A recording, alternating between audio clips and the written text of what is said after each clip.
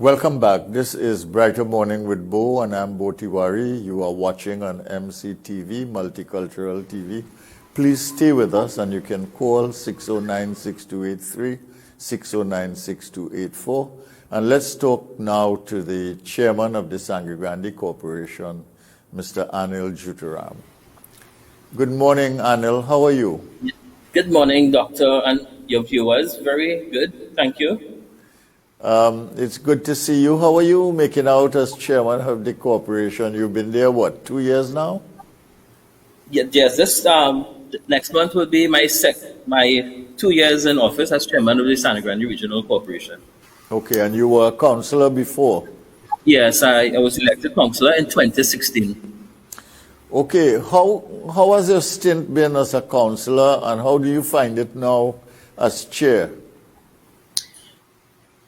As a councillor, it was really trying because they want to serve burgesses in a manner in which when they ask of you certain things, sometimes you may not be able to deliver. So I have always maintained a not promising mentality. I never promise people things, and with that being said, the burgesses that I represent has learned to trust me because of whenever there are resources available, we would try to do things in areas where we don't even have control of. That not all the areas are vested within the Sangre Grande Regional Corporation. There are some roads, for example, in some places they call it orphan roads, where the Ministry of Works, local government, they have no jurisdiction. But on a humanitarian basis, where these people live for over 40, 50 years, we can't sit by and leave them by the wayside. So it's been a challenging job, and I love challenge. All right, and as chairman now, how have you settled in that job, and how do you see the job now, the challenges and the opportunities? In this global stage that we live in, I'm not one to sit down and complain and make excuses. We have to be proactive in whatever office or offices that we hold, and we have to cut and trust and pace to make things happen. We have to be innovative. We have to be thinking out of the box.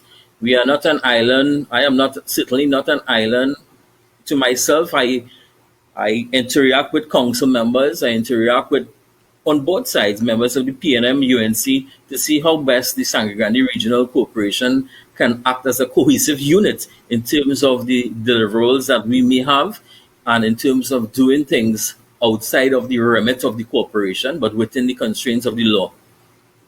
Yeah, it's the UNC won a narrow victory there, allowing you to be chairman. First of all, how is cohesion among your UNC councillors there? And secondly, how is the cohesion and collaboration across party lines in your corporation? I'll be very honest to you, Dr. Tiwari. The cohesiveness that I anticipated, somehow it never really materialized to the extent that you would. Sometimes at times I feel like I'm in opposition within my own fraternity, because there's a lot of external interference. And if one have to run a corporation, it is the councillors that were duly elected by the people of the region, regardless of the political symbol they may have been elected by. But when you are being dictated to and directed to do things that would more or less destabilize the cohesiveness of what you are trying to do, and anticipate that unification of the region so that we can have one fixed common agenda where every creed and race will find an equal place in what we have to do. But if there are people from outside of the council trying to influence certain council members from within where I sit, then you'll find there will always be a really, really destabilization of any unit to move forward in getting things done. It's always a lot of internal fighting to have one common consensus.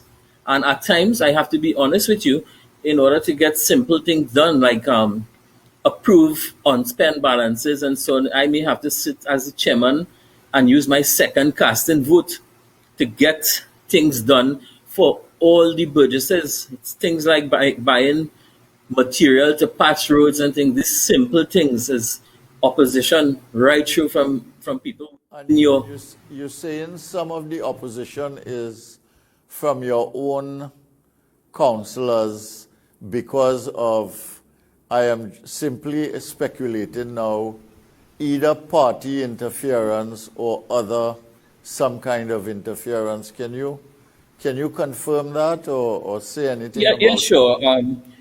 The honorable political leader, honorable successor, entrusted me and placed me as the chairman of the Sangre Grande Regional Corporation. I took an oath of office, and an oath of office is a serious thing. When you take an oath of office, you have to be very, very articulate, you have to be fair, and you may always be under the scrutiny of the public. And I'm not referring to her, but there are people within the constraints of leadership positions in the party who they don't have a clue what local government is about. They may be campaign managers, they may be purporting themselves to be shadow ministers of this and that. And the culture of Sangre Grande is not the culture of Train City and Couva and, and the Deep South. Sangre Grande is a multicultural place. We are our brother's keeper. In fact, first and foremost, before entering the perils of politics, I am a fourth generation businessman in Sangre Grande.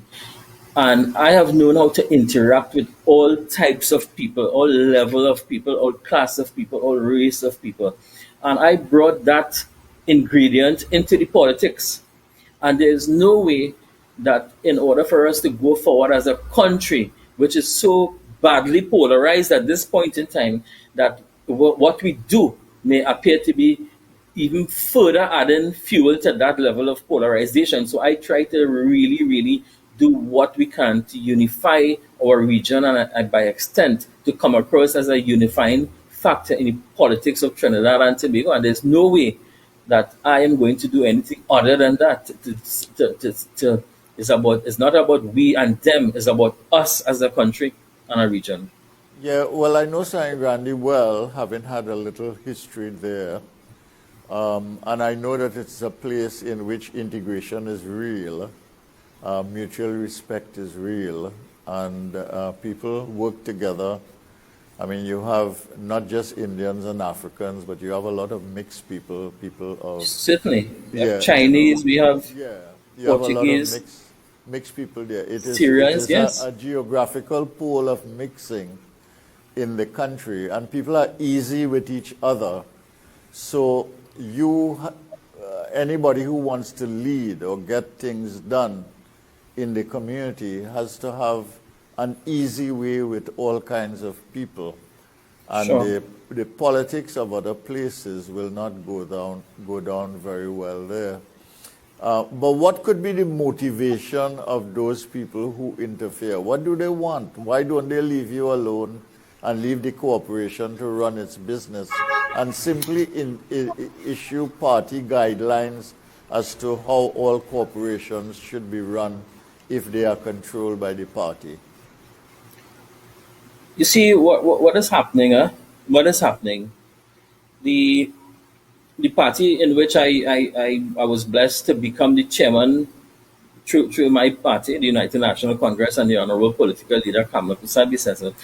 There are certain when you look at 2010 to 2015 and 2015 to 2020, when you look at the inroads that our party made in terms of winning just the Moruga table and seats by a couple hundred votes, it states clearly that the population, they are not seeing what they are looking at as an alternative government. Right? I'm not here to bash my party, but I'm here to speak on the matter. We cannot pretend that everything is well and we would become the next government because people are disenchanted with the current government. The population has way past that stage of political thinking. There are a crop of young people, very educated, and they see things from behind the scenes. They watch and who is presenting themselves as an alternative.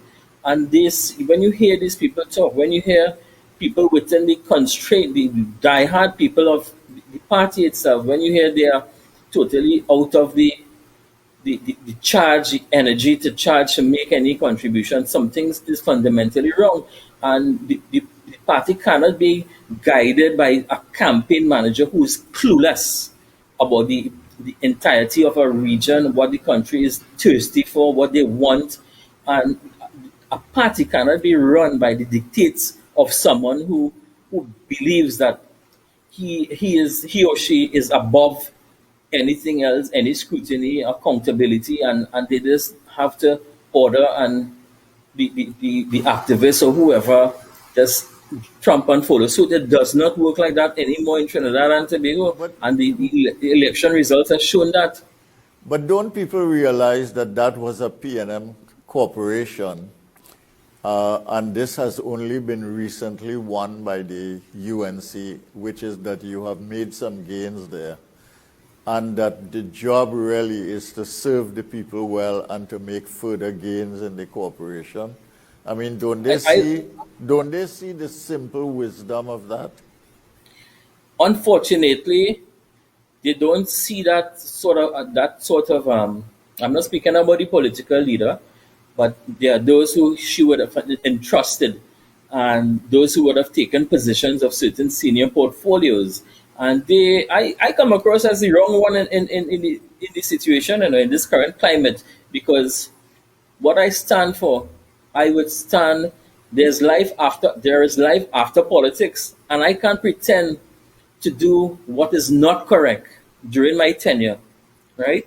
And have to walk and face the population in the residents in my region, Yeah, you from have to live Matla with to them. Valencia to Yes, of Trimana. course. I cannot Yes, you afford have to do that. you have to live with the people. Now, what about the relationship?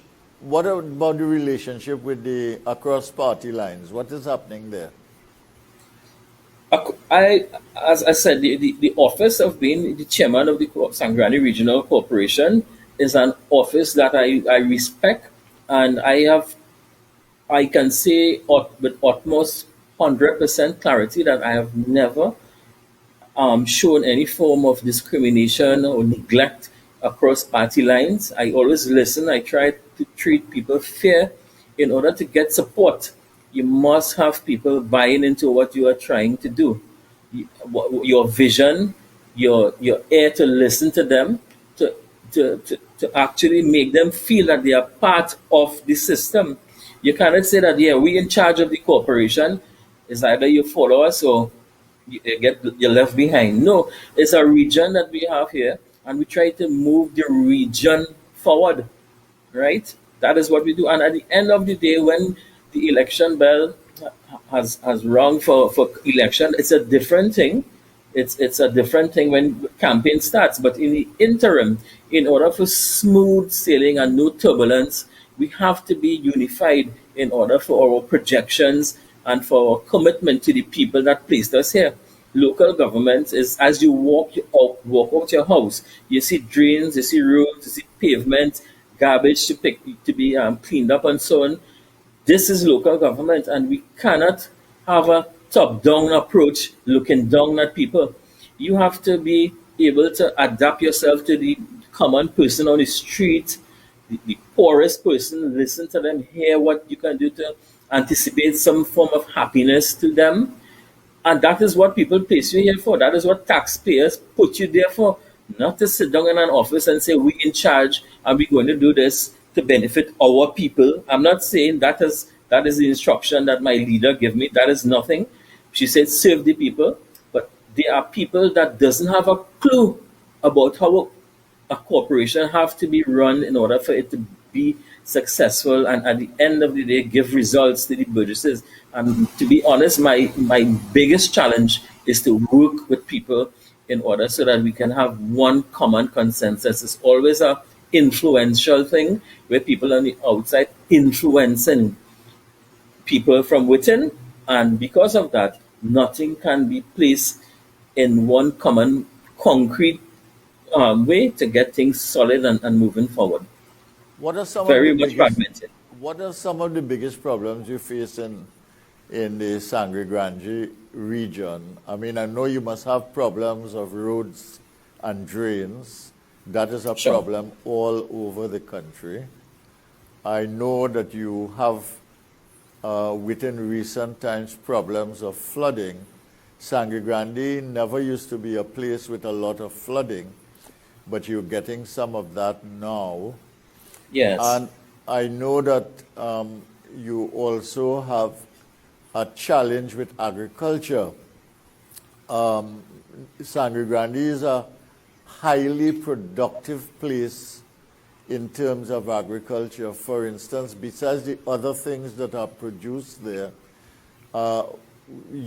Sangre Grande is one of the few places in Trinidad and Tobago that you could get kush kush around Christmas time, for instance. And what is happening with these these four things: roads, drains, flooding, and agriculture in Sangre Yeah. Grande? What are the challenges, and what have you done about it? What do we need to do about it as a community? Yes. Oh, that's a very nice question. Sangre Grande and the region of Sangre Grande is blessed. We have aggregates, as you know, from national quarries. We are blessed with the scenery, the coastal areas from Matlat, Manzalina, Mayaro. We have all the rivers.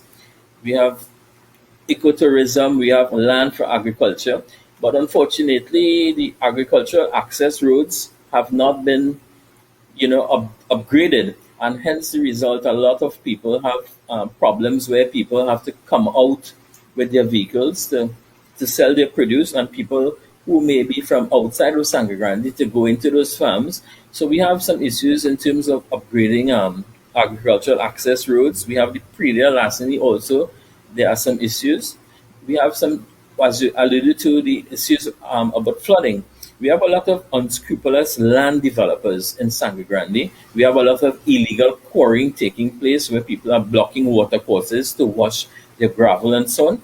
And I think these things need to be regulated by those in authority. There is so much that the corporation can do with limited resources, manpower, infrastructure, and you name it, and resources, financial resources. And with the expansion of squatting, Mr. Tiwari, Sangre Grande is the capital of squatting in Trinidad and Tobago. We have about 40 what you call unplanned developments.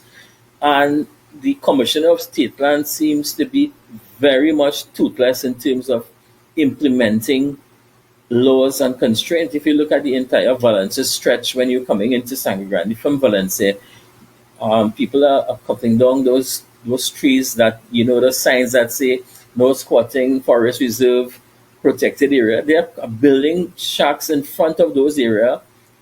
They are given lights, water, and everything by those in authority. And it's a free for all taking place. And then the corporation in return is being asked to furnish these people with roads, with infrastructure, with drainage, with water, potable water.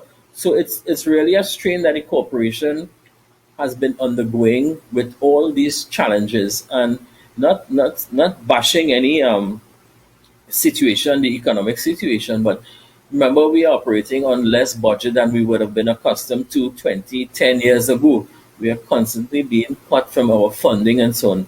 And as a result of that, we are having challenges to even maintain what we have within the constraints and or what you call vested assets in the corporation, like our roads, our infrastructure, recreation ground, cemetery, to even maintain those things. And when all these other things come into to play within our region, we are called upon to do, humanitarian service. So it's a lot of challenges that we are faced with. But be that as it may, we anticipate working also with the private sector. So we do joint ventures we have something called the LED unit, local economic development, where we would try to you know, pull together small, micro, medium entrepreneurs and have them display their product or products. And we are trying to come away from this interpretation that the corporation is about drain and box and pavement and so on. But we're trying to do things to uplift the if you look at our website, Grandi Local Economic Development website, you would see there's a lot of activities taking place there with small and micro and medium sized businesses and so on. So we are trying our best to do what we can to empower people and keep them away from the dependency syndrome, the 10-day syndrome, to come to work 7:30 in the morning and leave by 8, 8:30. You know, that is not productive. That is not productive in these hard, challenging times. And therefore, our resources are channeled where we can get production for the taxpayers of the country. Okay, we've got to take a break now so that our sponsors can present their case. But when I come back, I want to put two questions. Let me put two questions in your head now. You can reflect on it. And when I come back, we'll talk about Sure. it, right? And the two questions are these. I mean, when you look at the resources of Sangre Grande that you talked about, it's an agricultural producing area. You have a whole range of small and medium enterprises, mostly small enterprises, family businesses, etc. there. You have aggregate quite significant for supply all over the country. You have the Manzanilla coast and you have the Mayaro coast running into one another. And all of that takes you to the other town on the northeastern side of the island, which is Rio Claro. So if you had two growth poles there, one in Rio Claro and one in Sangre Grande, given those resources that you have and given that you have capacity there, I mean, that area could become a very, very thriving business and commerce and agricultural and tourism metropolis. Not to mention that you have a lot of forests, you have a lot of greenery and so on in that area. And as you mentioned, you have rivers and all kinds of things. So that is one thing I want to raise with you. We could talk about it when you come back, when we come back. And Sure. the other thing that I want to mention is, given the potential of that region, what are some of the, do you have the support in local government there of the Minister of Works, who is a resident of Sangre Grande and who knows the area well, the support of the Ministry of Rural Development, because there are lots of rural communities in Sangre Grande, and do you basically have the support of the community? You mentioned the private sector, to be able to do the things that you want to do and have to do. So when we come back, we'll talk about that. Okay, we break now for commercial messages.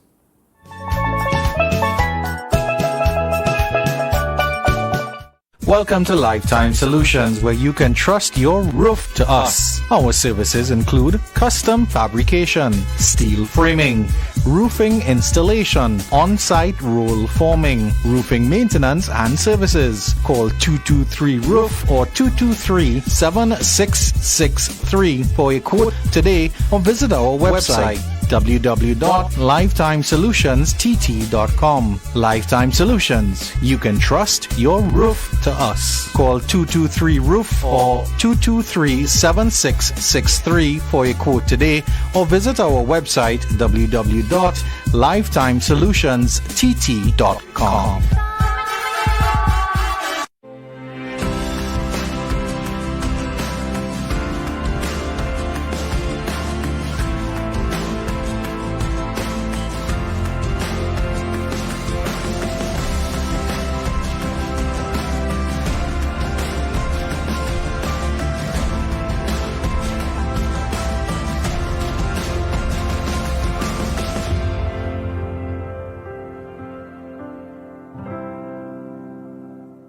As businesses adapt to the new normal, let Magic Mist take care of your cleaning and sanitization needs with our COVID-19 BSCAI internationally certified technicians. With over 43 years of protecting the health of our nation, you can trust us to ensure your building remains safe, healthy, and functional.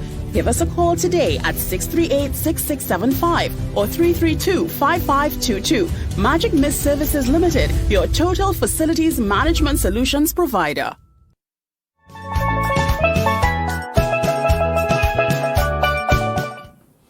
Welcome back. This is Brighter Morning with Bo. You are watching on MCTV, Multicultural TV in Trinidad and Tobago and the Caribbean region. And I am your host, Bo Tiwari. We are talking to Mr. Anil Juteram, the chairman of the Grande Cooporation. And Anil, I asked you two questions before we broke. The first one is the growth potential of Sangre Grandi, and the second one is the integrated development approach that I mentioned with the various ministries, etc., Sure. to get some things done. Can you comment on that a little bit? Sure.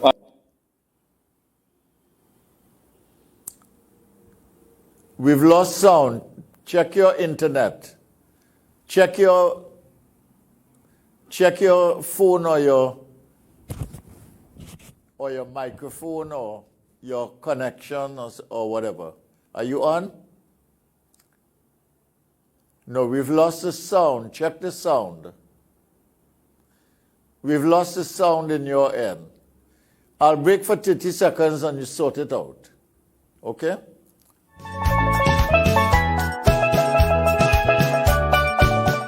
Welcome to Lifetime Solutions, where you can trust your roof to us. Our services include custom fabrication, steel framing, roofing installation, on-site roll forming, roofing maintenance and services. Call 223-ROOF or 223-7663 for a quote today or visit our website www.lifetimesolutionstt.com. Lifetime Solutions. You can trust your roof to us. Call 223-ROOF or 223-7663 for a quote today or visit our website www.lifetimesolutionstt.com.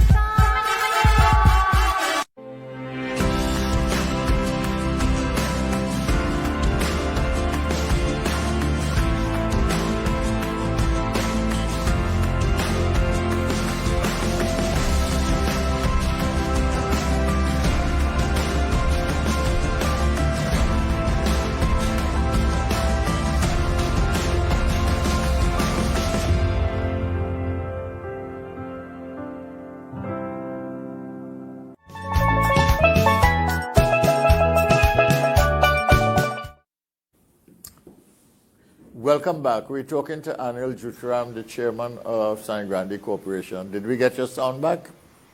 Yes, you hear me? Yes, we're hearing you now. Let's lift the volume so people can hear as well. Sure. All right. I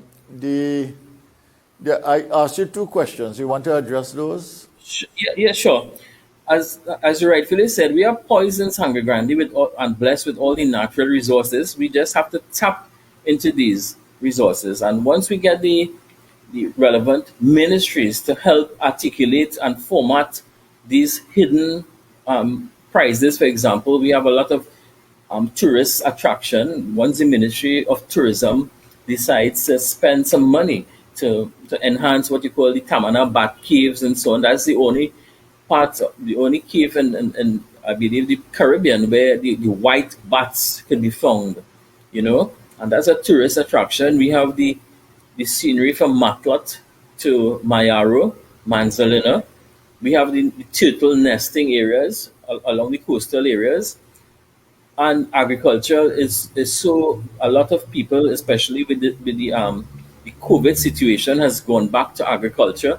And that people are seeing where they can make a living, because sometimes things like limes, peppers, pimentos cost as much as $1 in the market. So there are potential for things like that to happen, but without the incentives and the the incentive for people to go into those industries, people would not have the zeal. If we can create something like what you have in Makoya as a market, right, where people in Topo and Matlot and Tamana have to go down, sell their produce in Tong and Makoya, and people in Sangre Grande have to go all the way down there to buy it there and come back up and sell something in Sangre Grande market. So if we can create that environment within Sangre Grande, right, with consultation from all the ministries, we would be able to be in a better position. As you said, Rio Claro is part of our region to an extent, and they are blessed with land, and agricultural based commodities can be attracted there. Mayaro, Mansalina, there's quite a lot of potential for hotels and so on. I remember under the last administration, 2010, 2015, there were rumored talks where a 500 bed, 500 room hotel would be constructed in Mayaro. I'm just saying that. So we are blessed, but the drive, the consensus, and the unification of all hands on deck have to take place. But when you have people not coming together for the benefit of a region, but maybe for political sustenance, you find the region will be a casualty of that. And that is what has happened to this region. People have been placed there and really is not really what the people could have benefited. But in terms of sustenance, political sustenance, a lot of things take place at the detriment of the expansion of the region. And that is quite a challenge, and we have to overcome that hurdle if we are to go forward.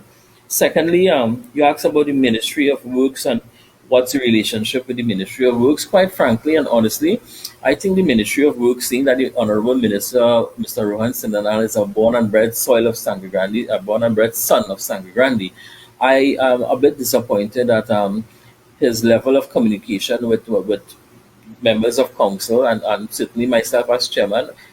I know we are both differently on two political vehicles, but in the interest of the region, yet still to have dialogue with him. 4 years and over, we as a councillor waiting still to know what I can recommend to him so that he can help alleviate some of the flooding issues. One of the things in his ministry is that the approval being given to land developers from the Ministry of Works Drainage Department in Port of Spain. They are constantly giving approvals at the detriment of causing a lot of flooding in our areas. We have watercourses that have been diverted, blocked, tampered with. We have rivers which have been turned into box drains. And these people are getting approvals from the Ministry of Works. And the minister will have a press conference to have the public servants deny that. But this is something that is not a political tit for tat. This is reality. As you rightfully said, Sangre Grande region never flooded like that before. We have areas 40 years, there's first time in 40 years they're seeing this type of flooding. In August of this year, we had a particular area in North Oropouche flood 3 times in hot sun, right? So when you speak out on these matters, the Honorable Minister think that you're politicking, but you're not politicking. When people have given you that authority to represent them, you have to represent them with every ounce of blood and breath in your life. At times, you might get a death threat because people feel you're stepping on their toes, but you have to do what the people entrusted you to do. There's no compromise with serving. You have to serve honorable, very transparent, and be able to face whatever are the repercussions in doing hard work and sweat. This type of job, being a chairman of a corporation, does not operate behind air-conditioned doors in an office or in the backseat of a Prado with a tinted glass. You have to be on the ground. You have to feel what these people are feeling, and how much times you will ask these people how much hampers they want, how much mattresses they want. The people are tired and they want solutions, and I think the minister should really step up to the plate and try to see what he can do, not only to enhance the lives and make lives better quality. I hope that you can get some collaboration among the Ministry of Works, Ministry of Rural Development, and the Ministry of Rural to get things done. Let me just say something. We're going now. I want to know how much has been your cut in allocation for 2020 21, 22? And what was it like in 2020 and 2021? And how much of that is development funding? And whether or not, that is acceptable to you. Go ahead. Yes, Just we have 50 seen a seconds, huh? yeah we have 50 seen a seconds, trend where, answer this quick. yeah, we have seen a trend where for the past three budgets, we have been cut like roughly 10 million, 10 million, 10 million.